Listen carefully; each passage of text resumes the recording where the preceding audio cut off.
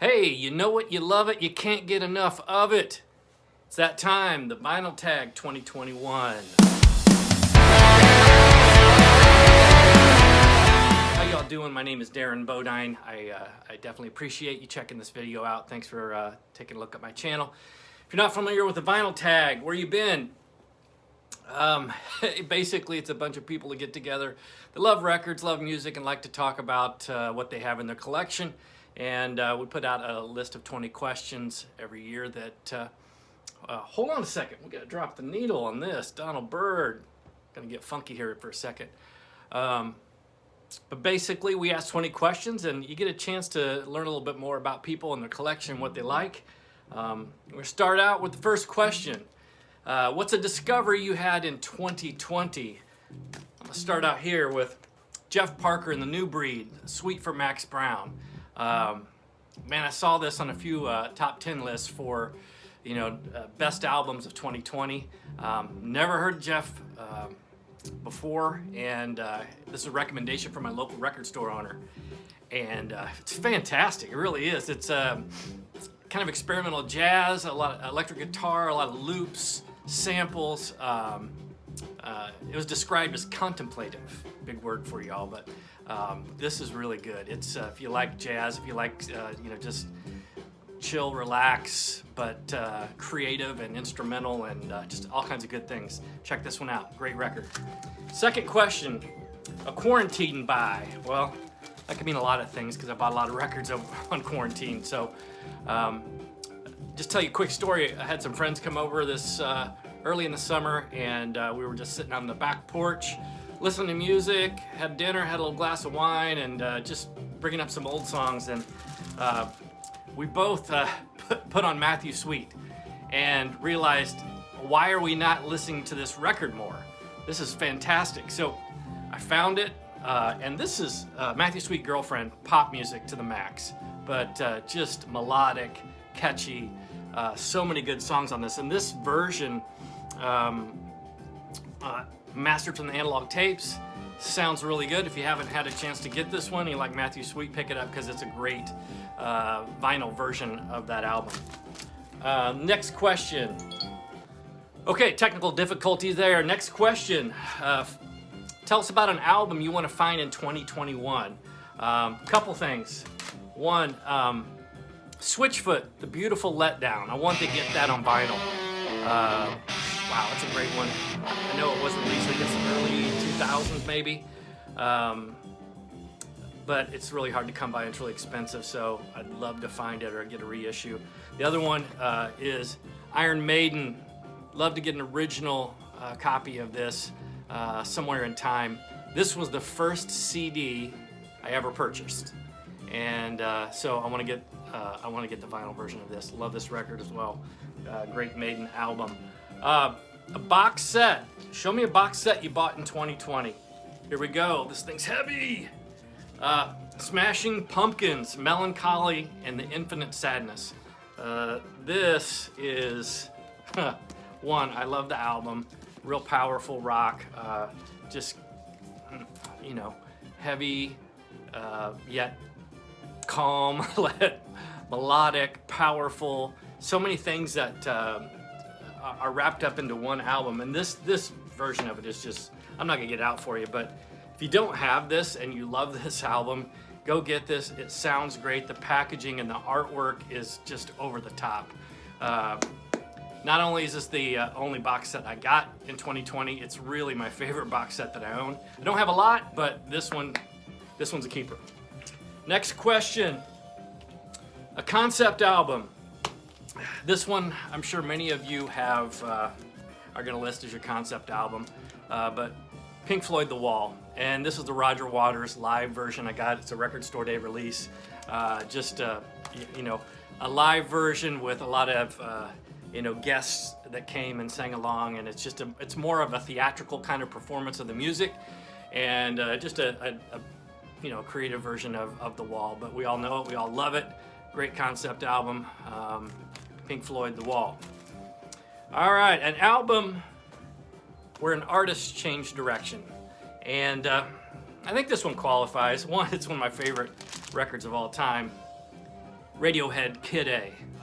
They just come off their releasing the OK Computer record and been touring like crazy. And Tom York had a couple meltdowns, just really stressed out from the whole thing, and wanted to create something different, something that was, it's been described as the unrock rock album.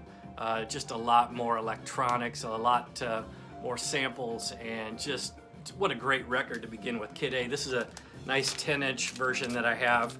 Love it. Kid A is a great record, and actually can't wait for more Radiohead. Give us some more music, folks. All right, next question. A white label promo album. If you don't know what a white label promo album is, I only have one, so slim pickings in terms of choosing what to show you. But white label promo is usually an album that was given out to records or radio stations where they could play a nice version of it that they could have. Usually sounded a little bit better. That's kind of the thought behind it. And they're collectible because there's fewer of them out there. But I picked up this Miles Davis with Gil Evans, Miles Ahead, and this is the album with the gal on the boat that Miles hated. And so there was a different album cover that came out, but take a look at this beautiful 6i Columbia on the white label promo label, and I believe I paid $2 for this, so that was my find of the year as well. Great record, love Miles Davis, everything he does, so glad to have this one in the collection.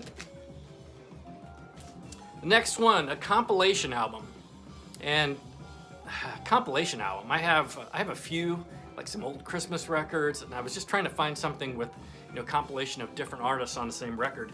Then I looked up the definition of a compilation album, and it could mean just different songs from the same artist, so more along the lines of a greatest hits. And that's what I'm going with. Sade, the best of Sade. I picked this up. If you know, they also put out a box set, so I purchased this before that this year. But this sounds really good. I've heard some things about the box set, maybe not sounding so good, but some of her records are really hard to find, and I'm glad they did re-release them in the box set, but I don't have that. So this is, I love her music, I love their music, the band, and this is just, you just want to put this on, kick back, relax, lose yourself in that smoky, mellow, golden voice that she has, and enjoy her music. So glad to have Sade in the list. Okay, an album that tells a story. This one is it's an interesting record because it's really not, there's not a lot of vocals. You think a storytelling album would have to, verbally tell the story, but this one does not. I mean, well, it tells a story, but not through words. Born and their Club of Gore, Sunset Mission. You're like, what? If you know about this album. It's kind of hard to explain, but I want you to think about, if you look at the cover, look at the back of it, and we're going to look at the gatefold as well. Think dark night, rainy sky, you're in the city, you got some guns back here. This kind of jazz, I'm not for sure how to explain this record. It's instrumental jazz, but it's kind of like a soundtrack to an old detective movie. It's got that feel behind it, the dark night, the searching, a little bit of danger, and the whole album just puts you in a mood. So when you're listening to it, even though there's no words, it does, it tells a story about a time, a place, and definitely gives you a feeling. So this is a great record. If you don't have this, they've got a couple other good ones out there too that are along the same genre, where they're setting a mood or telling a story with their songs. So good stuff. Next up, what is next up?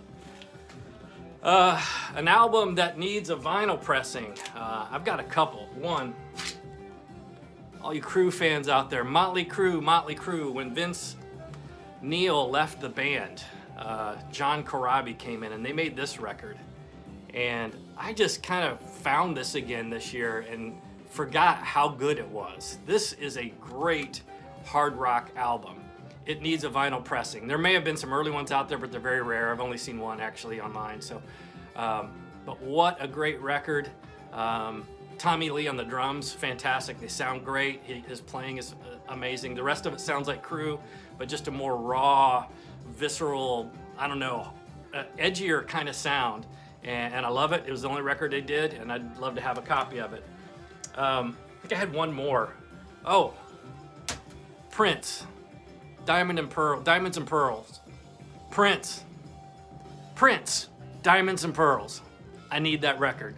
Prince Estate. I know you've been doing all the re-releases. That's the next one that needs to happen. What an amazing album.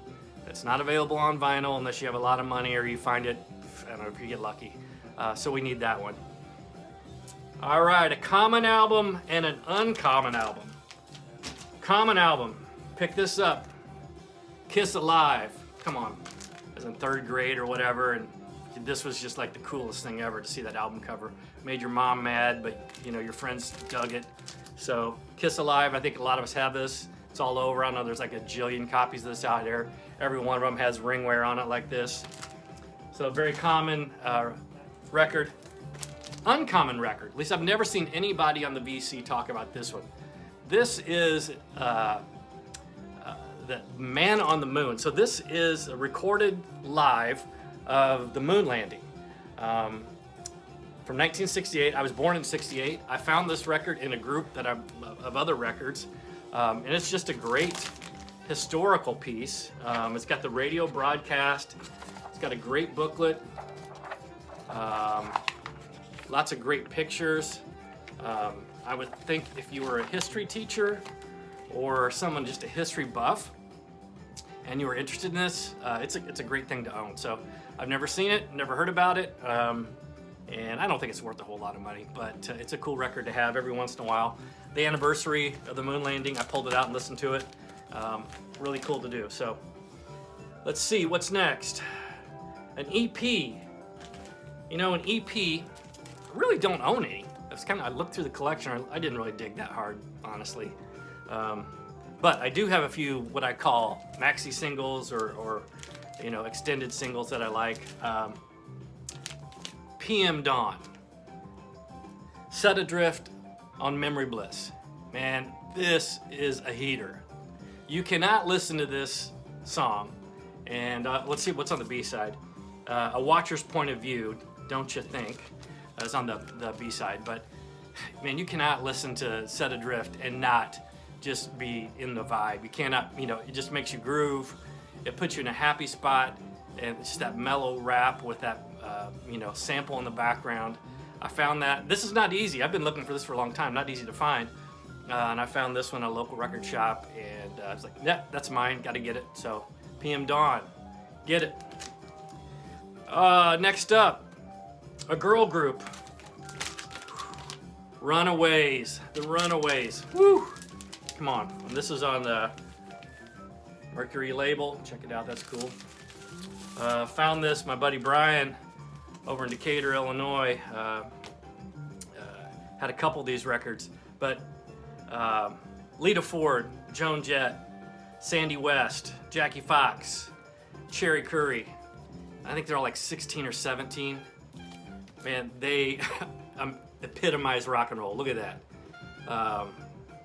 Love the Runaways, Cherry Bomb. You probably heard it. What a great song. But this is an awesome rock record.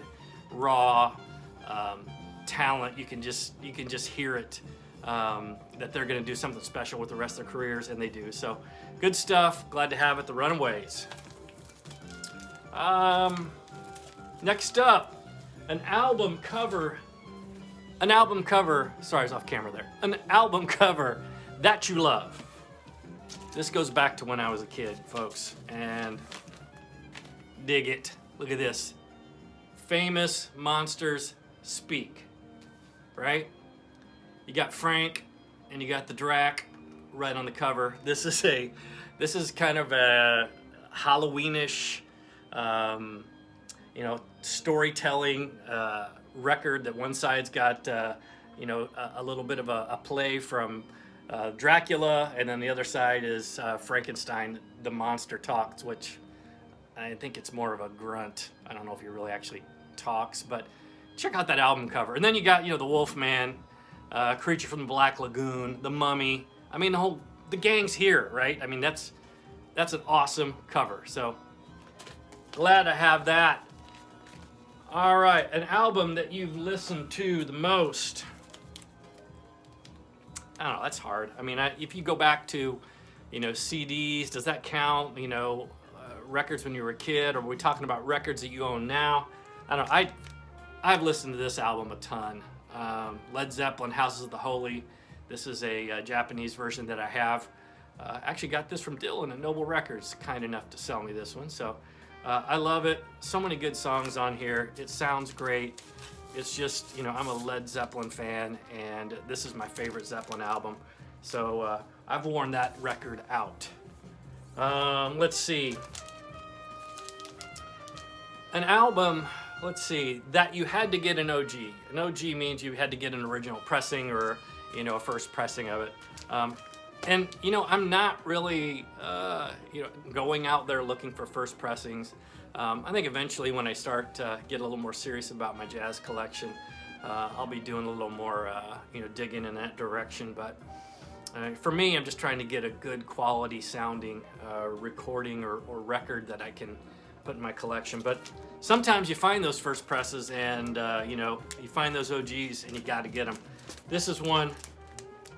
Put my hands, whoop, there we go, hands over. Jane's Addiction, Nothing Shocking. This record, I found it, wasn't even looking for it, but I bought this CD back in college, I remember. And the record store owner at that time was like, dude, you gotta get this. He goes, I'm like, never heard of them. He goes, they are the next Led Zeppelin. And I'm like, really? And if you know that album, it's great. I mean, Perry Farrell is just an amazing artist, creative. Let's see, On the Beach. Let's see, Summertime Rolls, a mountain song. Jane Says, so many good hits on this. Amazing artwork as well. Perry Farrell's got his hand in it. It's going to be creative. So I got a really good deal on this too. So had to get it as an example of an original press that I have. Okay, the last album you purchased. Here it is. Found a good copy of Pearl Jam Versus. Posted this on Instagram recently and just talked about how I love the music. I love Pearl Jam. I love just how heavy and powerful yet melodic that they are, and that there's some great examples on this, some real heavy hitters, but some really great, just easy melodic, Elderly Woman Behind the Counter, one of my favorite Pearl Jam songs of all time. But I hate the album cover. I hate goats. Well, goats, they're 50-50. Baby goats, super cute. Love them. Adult goats, terrifying. Look at that face. Look, and you get the barbed wire, you get the wire fence, you feel constrained, you feel, I don't know, just didn't feel good. And that weird goat. But this is my last purchase, and didn't have that on the Pearl Jam collection, so glad to own it. The next one is an album that they don't get. And I don't know if this qualifies or not. I mean, Trout Mask replica. There's some really weird stuff out there that we all have that a lot of people don't get. I'm gonna go a little different direction. John Mark Mcmillan, Borderland. Owned this album. I'm not sure when it came out. It's probably around 10 years old or so, maybe a little older. John Mark Mcmillan, North Carolina, South Carolina, I can't remember. But a Christian artist, and wrote a famous Christian anthem, How He Loves. So known, primarily for that. But this record, it is a very spiritual worship type album, but it is, from a musicianship and the songwriting, anybody can listen to this album. You don't, if that's not your thing, listen to this record anyway, because it is great. It's creative. It's catchy, and there's just tons of good songwriting on it, and it's a very the packaging, everything he does has just great detail, very artistic as well. And John Mark Mcmillan is just one of my favorite artists. And you may think, hey, I'm not going to buy a contemporary Christian record.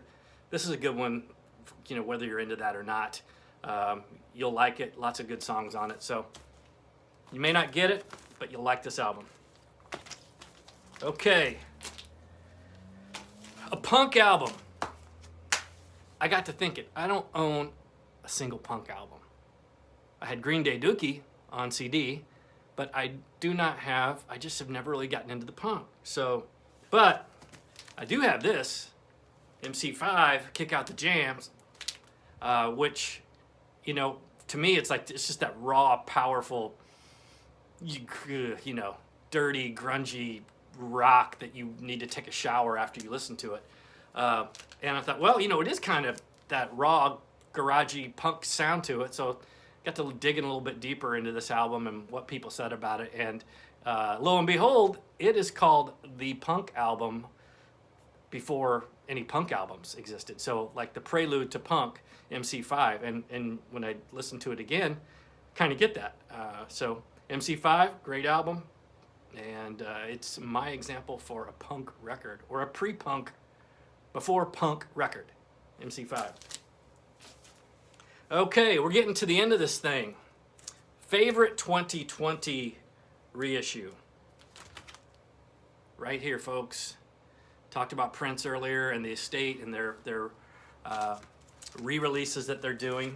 I had an OG version of this to begin with.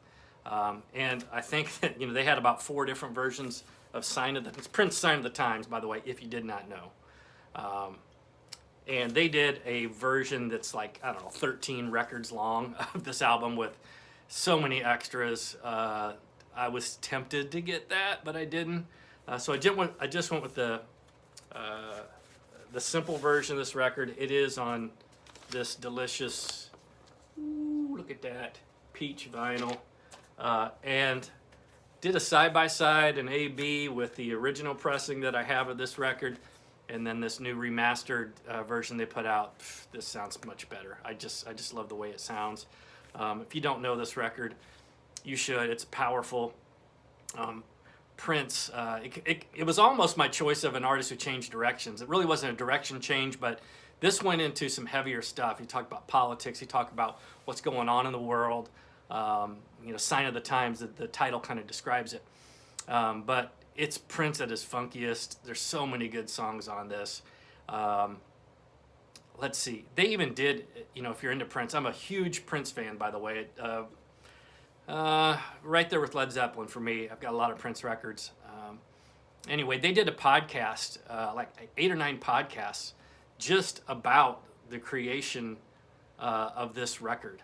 Everything that Prince did. I mean, this period, he recorded so many songs, and you're just kind of getting a taste of them, you know, right now through Sign of the Times. But there's a bunch left in the vault that I guess was probably in that 13 or 14 or 12 record set, whatever they had, ridiculous. But this is one of my favorite records of all time. Got re-released, and I love it. Second favorite re-release of 2020 was, you know, any of the Tone Poet, classic 80s from Blue Note. Those sound so great, affordable, and I'm so thankful that they're doing those, because it allows a guy like me who doesn't spend a ton on records to get great pressings of classic jazz recordings. So anyway, hey, if you like this video, thank you. Appreciate it. If you don't mind subscribing, telling a friend, whatever you need to do, you know the trick here on YouTube. Sure appreciate it. Until the next time, we'll see you later. Thank you very much. Have a great day. Peace.